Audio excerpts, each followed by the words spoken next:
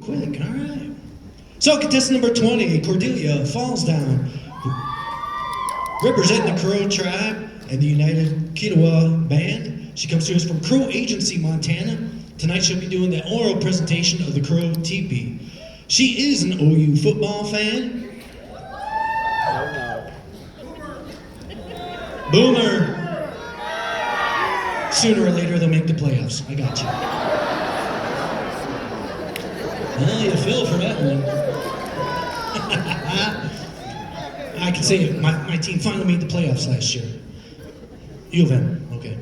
And her favorite indigenous heroine is Echo from the Marvel comic Hawkeye. Give a round of applause to contestant number 20, Cornelia falls down.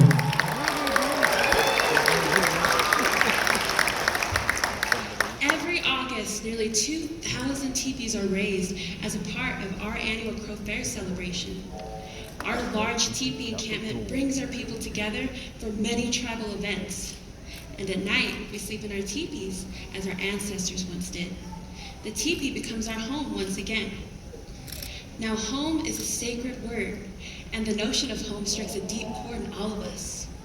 I want to share with you the significance of the Crow teepee and the deep meaning of home it has for my people. The teepee has 21 poles.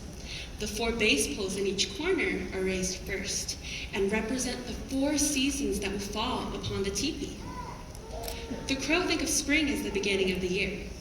So the first base pole represents spring, followed by summer, fall, and winter. Now there are 4 poles that represent well-being, health, good fortune, and wealth.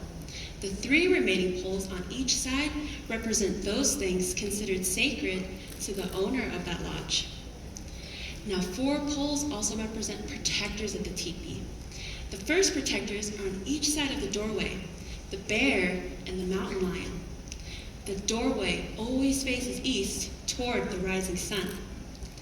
The 2 outer poles used to move the smoke flaps represent the second set of protectors, the coyote and the owl, who crows believe warn us of evil or bad things. Now the 2 poles in the back are helper poles. One pole represents a helper from the natural world, and the other from the spiritual world. Finally, the chief pole is at the rear of the teepee and attaches the covering, which was made with 20 buffalo hides. When the chief pole goes up, the covering is draped around all the other poles and covers what is sacred in the home. At one time, the Crows used stones to lay down the edges of the teepee. But this changed when the Badger instructed a young man by the name of Big Metal to create long, sharp pieces made from wood. They would become like claws of the Badger and dig deep into the ground so that not even strong winds could knock it. Today, Crow people will carve stripes on the teepee stakes to symbolize the stripes on the Badger. When I wake up in my teepee during our annual Crow Fair celebration, I look up and I know that I'm very blessed with the sacredness of home. Aho!